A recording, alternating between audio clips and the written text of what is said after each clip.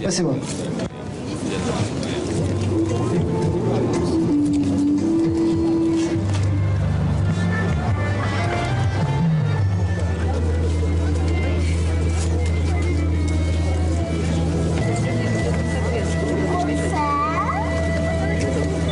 Снова нависла угроза над крымско-татарским народом и украинским народом.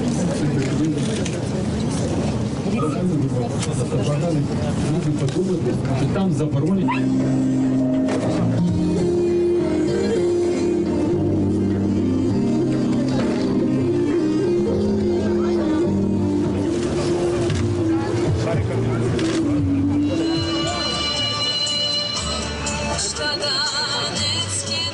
Сьогодні ми повинні бути разом, щоб висловити свою